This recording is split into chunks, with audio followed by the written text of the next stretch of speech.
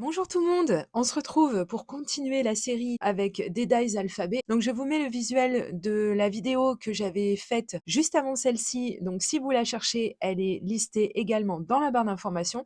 Comme ça, vous aurez plein d'inspiration pour vous servir de votre matériel autrement et étendre encore les possibilités avec celui-ci. Alors, je vous présente le bloc de papier avec lequel on va travailler aujourd'hui. Ce n'est pas une chute cette fois-ci, mais vous allez voir que je vais quand même utiliser des chutes de papier dans cette vidéo. Et ici, je voulais utiliser, une fois de plus, un papier qui soit un petit peu chargé, un papier avec lequel on peut peut-être avoir un petit peu de mal. C'est dans le but aussi de vous donner des idées pour vous servir de ce genre de papier parce que c'est dommage, encore une fois, de les laisser de côté. Alors, j'ai sorti mon petit massicot de chez Tonic Studio puisque, vu la taille du papier, eh bien, je peux utiliser le petit frère, voilà, le petit modèle, puisque vous le savez si vous suivez mes vidéos. J'ai le grand modèle également. Donc, j'ai retaillé un morceau de ce papier pour faire le devant de ma carte. Ensuite, je vais, alors vous le voyez presque dans toutes mes vidéos en ce moment, mais c'est vrai qu'il est tellement pratique cet outil de chez Action. Je vais donc l'utiliser pour venir positionner idéalement les lettres de cet alphabet. Donc, je vais écrire le mot bisou, tout simplement. Alors là, je galère un petit peu, je vais pas vous le cacher parce qu'en fait, c'est un papier qui est pailleté et texturé. Donc c'est vrai que les lettres ont un petit peu de mal à prendre leur position si on veut. Puis avec mes gros doigts, c'est pas toujours très simple. Mais enfin, vous voyez, j'ai quand même réussi. Je vais décaler un tout petit peu l'emplacement de ces lettres. Pourquoi? Parce qu'en fait, je souhaite un S à la fin de bisou. Donc, comme j'utilise déjà cette lettre, il va falloir que je m'y prenne à 2 fois pour faire la découpe. J'ai bien calé toutes mes lettres avec du masking tape et je vais passer évidemment tout ça dans ma machine de découpe. Ici, en l'occurrence, j'ai sorti ma Big Shot parce que j'avais pas besoin de sortir la machine au format A4, ça passait très bien dans celle-ci. Ensuite, on retire délicatement le masking tape, on va récupérer tous les petits éléments. Donc on les sort de leur logement, on y va doucement, hein, parce que je vous rappelle quand même que c'est du papier. Alors si je dis ça, c'est pas forcément pour vous, c'est pour moi, parce que vous allez voir après, un peu plus loin dans la vidéo, j'y suis allée un petit peu brutale et du coup, il a fallu que je recommence. Donc je vous aurais laissé cette séquence, c'est pour me punir, pour me rappeler qu'il ne faut pas confondre vitesse et précipitation. Évidemment, comme j'ai un petit peu, galéré pour sortir les découpes que je viens de faire, j'ai utilisé bien entendu mon outil 3 en 1 de chez Craftelier. Lui, c'est pareil, vous le voyez dans quasiment toutes mes vidéos.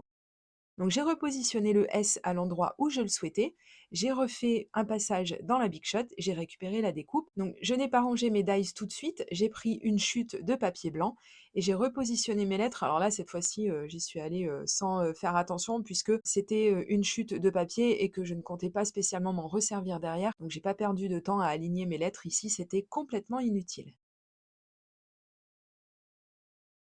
Je récupère bien surtout toutes les chutes de découpe, vous allez comprendre pourquoi par la suite. Et ensuite, je vais coller le devant de carte sur ma base de carte. Je vais utiliser ma colle liquide de chez Craftelier et on n'hésite pas à vraiment passer au plus près des découpes pour pouvoir avoir un papier qui est vraiment collé sur toute sa surface le mieux possible sur la base de carte.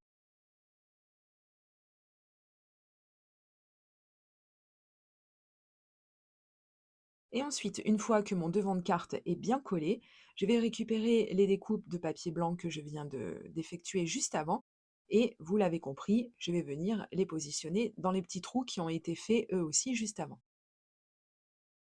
Donc j'aime beaucoup cette technique, vous voyez, c'est encore un moyen d'alléger des papiers et de se servir de ces dies alphabet parce que c'est vrai que la combinaison des 2, je trouve que ça va très bien ensemble. Et là, le fait d'avoir utilisé ce papier blanc, eh bien vraiment, je trouve que ça allège encore plus et ce motif qui est quand même assez gai, il y a des couleurs vraiment très, très jolies, c'est tout doux et en même temps, le blanc va venir encore adoucir tout ça et je pense que j'aurais réussi à mettre, bien tout ça en valeur en collant tout sur une base de carte noire. Je vous avais donné cette technique quand vous avez plusieurs choses à coller, et bien en attendant, vous n'avez pas resté les doigts dessus en attendant que votre colle prenne. Donc je vous avais donné la technique d'utiliser des blocs acryliques pour pouvoir avoir un petit peu de poids et vous libérer les mains pour pouvoir faire autre chose. J'ai collé toutes les lettres et cette fois-ci, donc vous allez voir parce que là, Il manquait quelque chose, hein, bien évidemment. On aurait pu laisser comme ça, mais non, moi ça ne me plaisait pas. Donc c'est pour ça que j'ai bien conservé les chutes de découpe de l'alphabet pour pouvoir les repositionner aux bons endroits, de façon à ce que ma carte prenne forme correctement. Évidemment, je suis toujours aidée de ma pince inversée tweezer et pour coller, comme d'habitude, c'est mon Quickie Glue qui s'est bien vidé depuis le temps. Il s'est vraiment, vraiment vidé. Il va falloir que je pense à en racheter un.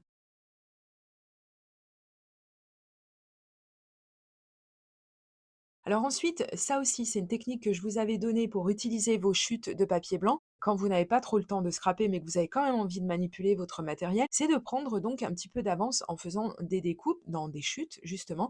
Et moi, c'est ce que j'ai fait. Alors, ça fait déjà un moment que j'en fais, hein, rassurez-vous, j'ai pas passé un après-midi à faire que ça. Mais de temps en temps, quand j'ai vraiment pas le temps, comme je vous l'ai dit, je me mets à faire des découpes d'avance. Et là, vous voyez, comme ça, eh bien, j'ai tout un tas de découpe, en forme de cœur. J'ai beaucoup de tailles différentes et cetera et c'est vraiment pratique comme ça, c'est toujours un petit peu de temps de gagner. Donc j'ai collé ce joli petit cœur sur, le i du bisou parce que j'avais l'impression qu'il manquait quelque chose, bien sûr et puis, bah, voilà, j'avais pas à cœur de rajouter quoi que ce soit d'autre parce que je voulais vraiment rester dans quelque chose de très simple, du moins pour l'avant de la carte.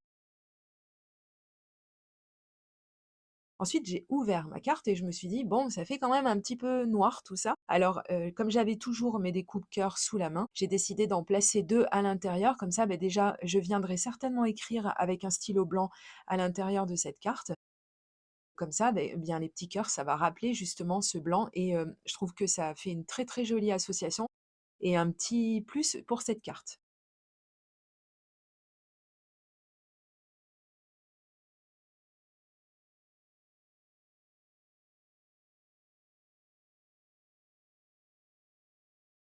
On va passer à la réalisation d'une seconde carte. Je sors un autre alphabet, cette fois-ci il est beaucoup plus petit. Je crois que celui-ci venait de chez Action. J'ai pris également une chute de papier rose et je vais effectuer des découpes. Donc là, j'essaie de m'aligner, mais un tout petit peu, le but n'étant pas forcément d'avoir des lettres qui soient espacées le mieux possible. Ce qu'il faut simplement, c'est au moins leur laisser un espace, parce qu'en fait, après, on va venir découper autour. Et même là, j'étais un petit peu juste, hein, donc j'aurais dû écarter encore un petit peu plus mes lettres. Si vous reproduisez cette technique, je vous conseille de les écarter un tout petit peu plus, parce que sinon vous allez galérer comme moi. Je cale mes lettres comme d'habitude avec du masking tape. Je passe le tout dans ma machine de découpe et je vais récupérer les chutes. Alors, les chutes justement de cet alphabet, je vais les garder pour un futur projet. Je ne vais pas m'en servir ici. Ici, ce dont j'ai besoin en fait, c'est de la chute de papier, donc le papier rose qu'on a vu au début de la réalisation de cette carte. Et vous allez comprendre pourquoi. Donc, comme je voulais écrire coucou, eh bien, j'ai besoin de faire 2 passages de chacune des lettres. Voilà qui est chose faite. Et c'est là où, j'y suis allée un petit peu trop comme un bourrin et en fait, en décollant le masking tape qui pourtant, ne collait pas des masses quand même, eh bien j'ai, fait, quelque chose de pas très joli. Alors c'est pas très visible, hein, vous allez me dire, mais personnellement moi je l'ai vu et je savais que ça allait pas me plaire de toute façon. Donc en quelques secondes, il m'a simplement suffi de refaire une découpe, de la lettre C et puis voilà, après on n'en parle plus, au moins, ce sera nickel. J'ai sorti cette, perforatrice de la marque Fiskars qui fait des ronds tout simplement et qui vient de chez Craftelier et ce qu'il y a de bien avec cette perforatrice, c'est que comme vous voyez, elle a le capot de son réservoir qui est amovible donc ça, c'est vraiment chouette parce que on peut venir le caler. J'ai aucune autre perforatrice, pourtant j'en ai beaucoup, mais j'ai aucune autre perforatrice qui permette de faire ça donc c'est vraiment bien parce que ça permet en fait d'avoir, vraiment vue sur ce qu'on va découper et là d'ailleurs, vous voyez que je n'ai pas mis mes lettres, exactement au bon endroit et qu'il va falloir que je redécoupe un tout petit peu le haut de mon papier, pour pouvoir en fait faire vraiment glisser la perforatrice correctement et que je puisse quand même être assez centrée autour de ma lettre.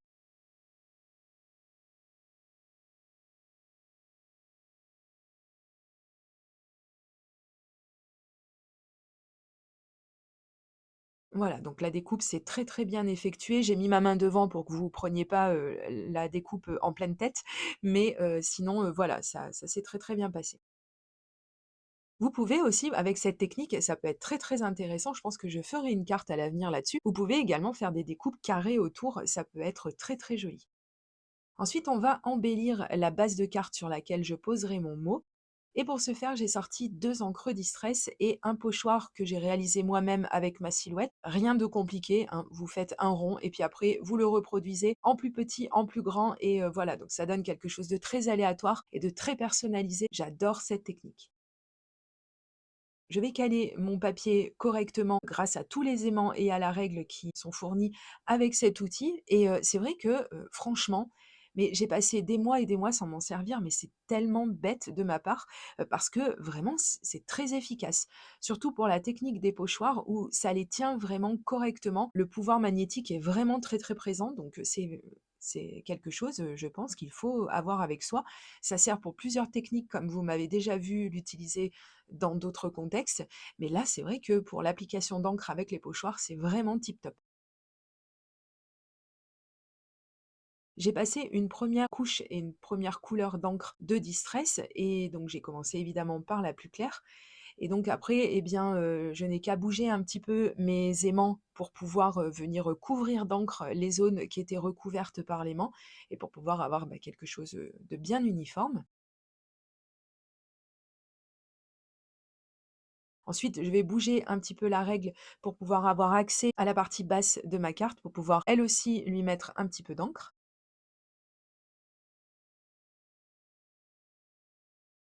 Et puis je vais repasser un tout petit peu parce qu'il me semblait que c'était un petit peu clair et c'est pour ça que je pensais, la connaissant cette couleur, je voulais sortir une autre couleur, pour venir, donner un petit peu plus d'intensité. Mais sincèrement, sans vouloir me jeter des fleurs, franchement, je pensais pas que ça me donnerait un résultat, vraiment, mais trop beau quoi. Je c'est comme je vous dis, pas pour me lancer des fleurs, mais l'association de ces 2 couleurs, ça m'a donné un rendu, je m'y attendais vraiment pas et je trouve que ça va vraiment super bien ensemble. Ça fait vraiment un très joli fond.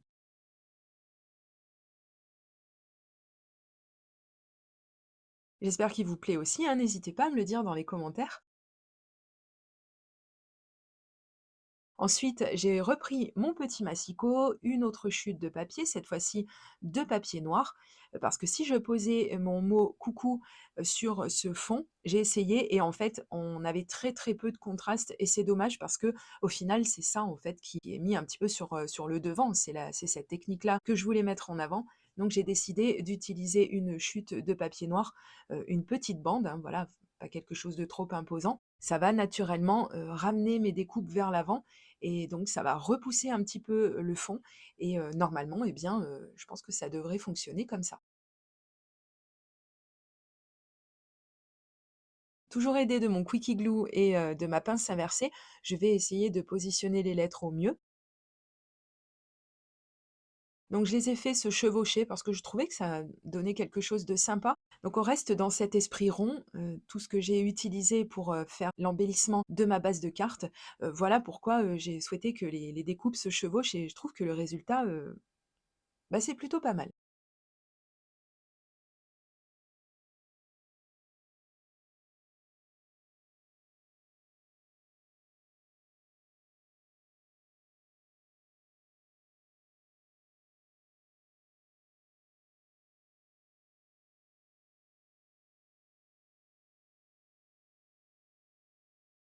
Ensuite, donc j'ai repris une ultime fois cet outil pour pouvoir venir, positionner mon papier correctement, vraiment le mettre le plus droit possible et ensuite, je trouvais ça joli, mais il me semblait qu'il manquait quand même un petit quelque chose. Alors j'ai sorti ces embellissements. Je sais plus si ceux-ci, on les appelle des perles de pluie, je suis pas certaine, n'hésitez pas à me le dire dans les commentaires, mais c'est très, très beau parce que ça brille énormément et par contre, j'ai pas voulu en mettre 50, hein, sur ma carte parce qu'après ça fait vraiment, cheap, j'aime pas du tout mais comme d'habitude, je vous dis, moi j'aime beaucoup tout ce qui est, impair et 3, c'est souvent, ce que je mets sur mes cartes au niveau des embellissements. Donc là, je trouve que ça va et ça met bien en valeur, le fond, que j'aime énormément, mais ça je crois que je vous l'ai déjà dit. On va faire un focus sur la première carte qu'on a réalisée ensemble et encore une fois, bien qu'elle soit très, très simple et très rapide à faire en plus, donc ça, c'est quand même pas négligeable, mais je trouve que le rendu est vraiment sympa et que ça s'adresse à plein de personnes, autant à des jeunes enfants, par exemple, comme à des personnes qu'on connaît pas trop et cetera. Et ben, je compte sur vous pour me dire quelle carte vous avez préférée et je vous dis à très, très bientôt pour de prochaines vidéos création. Gros bisous, bye bye.